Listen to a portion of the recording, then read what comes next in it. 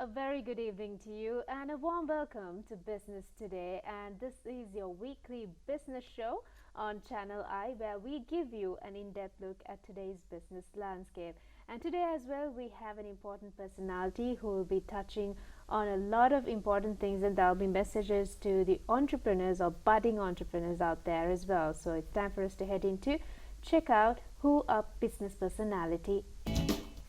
Well, our business personality of the week today will be touching on startups and entrepreneurship, and we'll be talking a lot about gender as well. So that would basically be the topic on this week's Business Today. So let's check out who our personality this week is.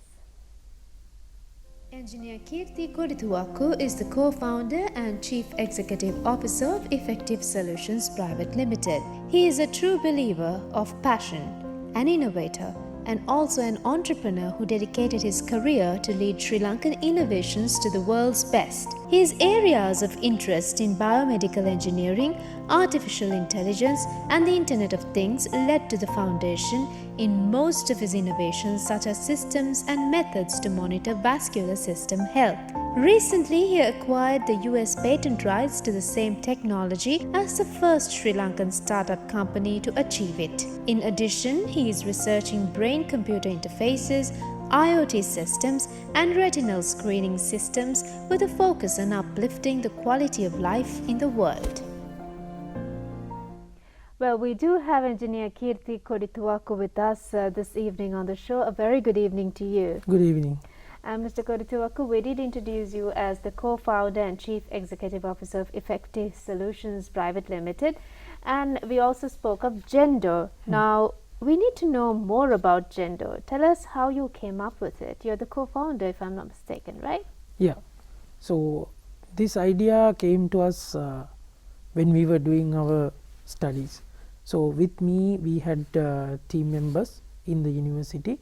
They were all keen on doing something to the world, and we were guided by the medical professors and the engineering professors who wanted us to do something to the world. So, this is how this idea came initially, just to experience whether there is a technological model to identify this risk of getting cardiovascular diseases. And with that initial idea, we did lot of research, and during last 7 years we did so many research studies to find out the areas we can apply this product, and then that's how we came up with this brilliant technology. And now it has done lot, it has covered a lot of research around in government sector and private sector hospitals. So, with this product, so I think a lot of potential is there to the world. And Mr. Kodithuwakku, we also did mention that this has a US patent. Yep. So how was this done, and what's the procedure like to get a US patent, and what did you go through, the criteria for this? Yeah, to get that kind of patented product, there's a rigorous process to follow. So, what we did was, initially when we identify the product angle of the product, because there are technologies which cannot be applied as a product as it is. So, what we wanted to do was, we wanted to apply to the right point in the medical domain. So, we understood this can be applied as a new medical test and a process. So, we then go to the patent office and initially filed it in Sri Lanka, and then we went to the World Intellectual Property Organization. There is a process called PCT process. So, after the PCT process, we went to the country filing. So, that is how we filed in US, and there was a process in US again. So, after all that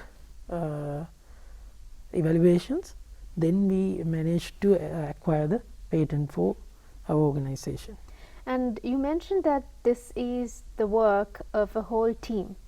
So when it comes to innovation, when it comes to coming up with new ideas, people usually try to keep it to themselves, isn't it? So it's interesting to learn that there are so many people involved and so many people can call themselves co-founder proudly.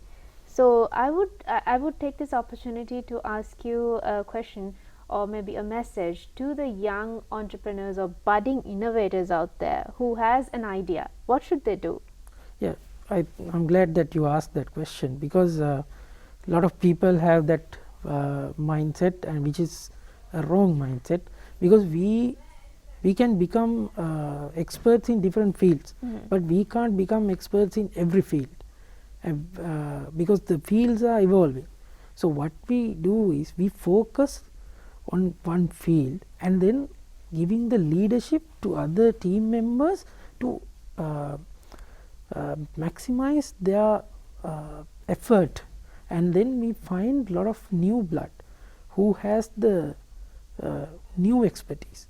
So that is how a capable team will form, and with that what you call this diversification. So with that different colors will help us to do a great innovation, because otherwise we will do simple invention, but when it comes to innovation, there should be a product coming out. To do such kind of thing, we need a lot of support. So if we have that kind of quality team with us, then only we will be able to do it, otherwise we will fail. And as you mentioned, it's very true that you should kind of share your ideas and maybe get support from others, and obviously there'll be more people who could help us with making it a better product. So is this product Gendo available in the market for everyone, or is this only targeted at mainstream hospitals? How does this work? So at the moment we are waiting for National Medical Regulatory Authorities approval, because there is a process for that. But until then we are conducting our research studies in private hospital at the moment. So there we offered this test for the people to come and do it for free, and then they come and join with the research and collaborated with the research findings. So likewise the product is there for people to experience, but we are not allowed to sell yet until we receive the approval. And also, Mr. Kodithuwakku, I think when you innovate something or an invention would take you places, which means this could go worldwide, and this could bring Sri Lanka a lot of income as well. So in your opinion, as someone who has a startup and as an innovator, what kind of innovations what are the kinds of innovations which could generate local and global attention? Yeah, so we can take Gendo as an example, since we talk about it. There are other innovations as well, but when it comes to Gendo, when we initially wanted to do this, we saw that other countries like Israel, Japan, US, they are also trying to do similar things. But we as a team, we believe that we can do something unique to the world and better thing. So then only our innovations will become accredited by the technology community. So what we think is, if we can combine this kind of multidisciplinary innovations, like Gendo is a combination of engineers and medical professionals. So then if we have that kind of innovation, then those innovations are very competitive and very good in the international market. So those kind of products will help us to generate a lot of attention in the international markets. So that is an example for us to prove that. Yeah. That's one such example, and I guess artificial intelligence is also catching up in a big way, and we require that for a lot of things. So where are we in in Sri Lanka, where do we stand in terms of innovating products which is related to that, or maybe which could go places in the world? Yeah. So when it comes to artificial intelligence, a lot of areas that can be applied. So even in Gendo also we have artificial intelligence.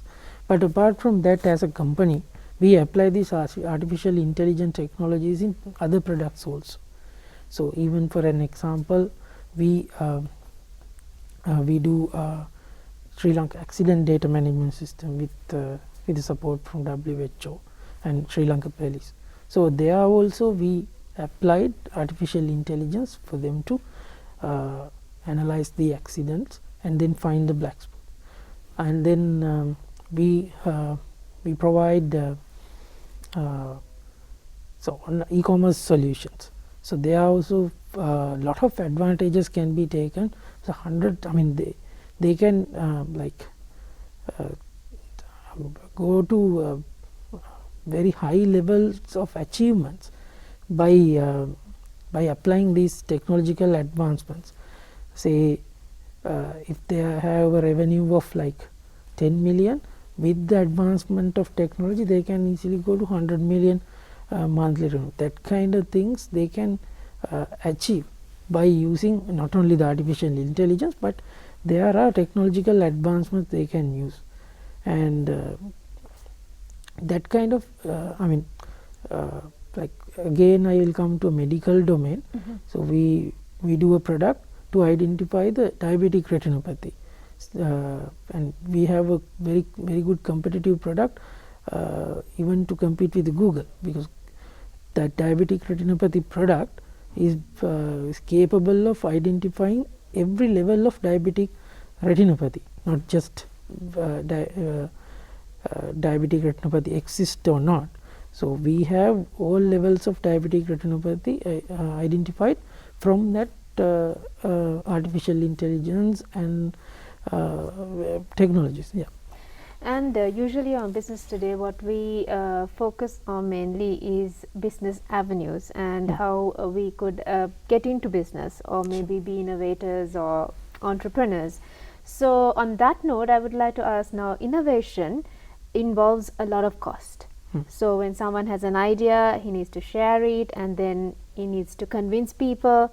So imagine this person who's having an idea is an undergraduate, and somebody who's studying or schooling, maybe you could be young as that. So how can they actually come up with it when there's a cost, and what should they do? Yeah, first thing is whenever there is a cost for that kind of innovation, the co-founders should come up with a model, and most of the time the investors are looking at that model, because say for example, when we wanted to innovate this Gendo kind of product, so what we did was we formed a different branch in our organization, and we conducted some services to generate funds, and those funds were reinvested to the product. So likewise we managed to generate funds. So similarly, if someone comes with an idea, they should have a plan with the minimum viable product, with the commercial product. Likewise, they should have a plan for each product stage. They should have a financial plan as well. For the fund sourcing also, they should have a plan. So lot of people are there to support, but initial level they should have their own co-founders and also some other grants, those kind of funding sources. Without that plan, I don't think the innovation is successful. And do we see a lot of innovators coming up? When you take a look at maybe the people who have been working with you, do you see them coming up with new ideas, or is it a comfortable environment for innovators to grow? Yeah, of course. You are asking whether Sri Lanka is a comfortable environment. There is a saying, right?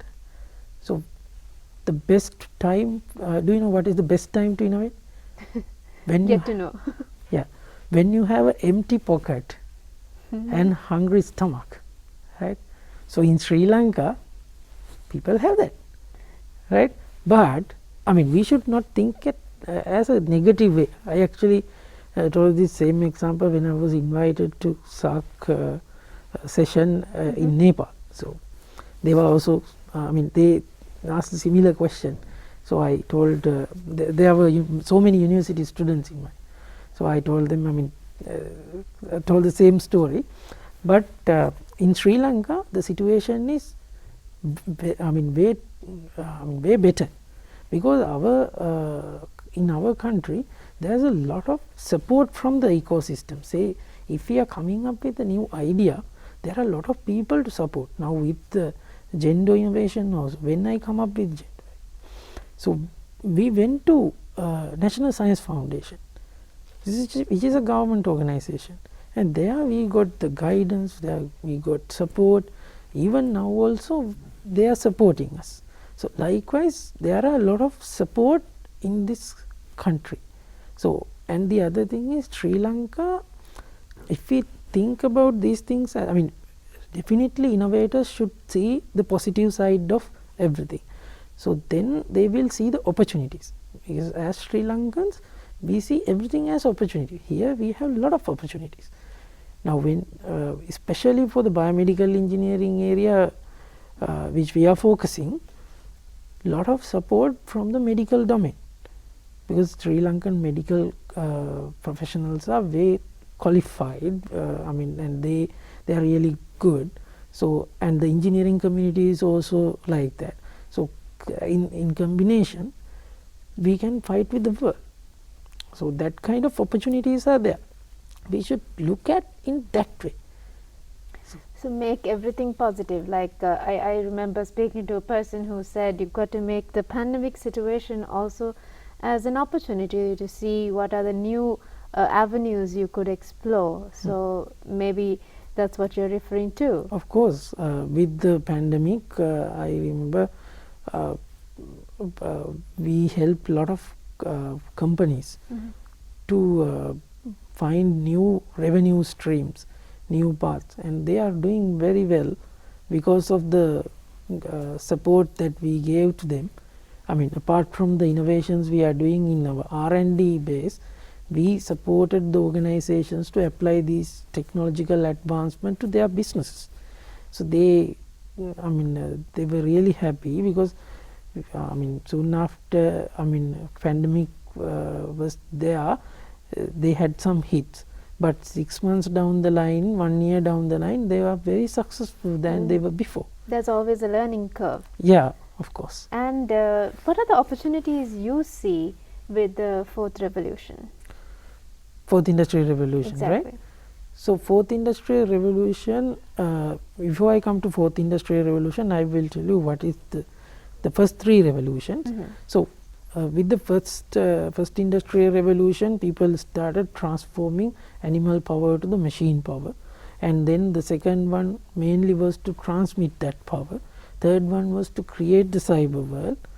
But now with the fourth industrial revolution, what happens is we are talking about a fusion of the cyber world and the physical world and the biological world.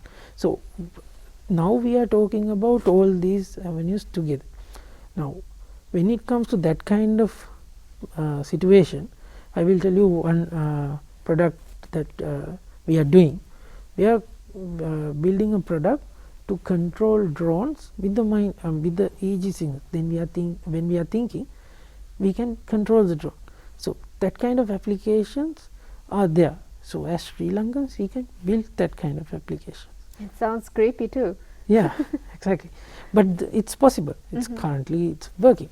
And that could be very helpful for people who have amputated arms Exactly. and legs. Maybe they could just control it with their mind. Yeah, exactly. The product is the brain-computer interface. It can be applied to all these products, because it's not it should not be a drone. A drone is a fancy thing. We can show how it works, but exactly you I mean pointed it out. We can apply to that in lot of I mean people's benefit, because that is what we wanted to do. We wanted to uplift their life by applying the technology. So that's what's on the pipeline, is it, Yeah. Mr. Kodithuwakku? Anything else on the pipeline? So those innovations are there, and apart from that, we are building some military project, and Right. then and also we have this product for COVID related one. This with COVID, people understood there is a situation called happy hypoxia. So happy hypoxia means if you are, say if you are affected from COVID, now you are doing well now, but all of a sudden you fell down and die. So that kind of situations are happening due to that condition. So your oxygen level will go down rapidly. So that kind of things can be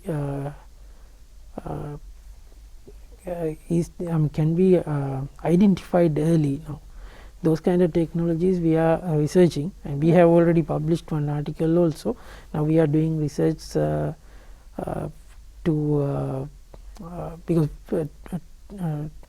to come up with that kind of product, because the point is we have to live with this pandemic. You have to adopt to the new norm. Yeah, exactly. So these kind of technologies will help us in future. We have come towards the latter part of the show as well, Mr. Kodithuwakku, and you've been explaining a lot about how people could become entrepreneurs and how they should have a positive mindset initially, because entrepreneurs or innovators can't think negatively, because otherwise they can't come up with anything. So finally, what's your message to all the innovators in Sri Lanka, all the budding innovators who probably has an idea, who would, by watching us, get an idea to invent something? Yeah, first you should understand your passion. So the area that you are passionate is the area that you can conquer with.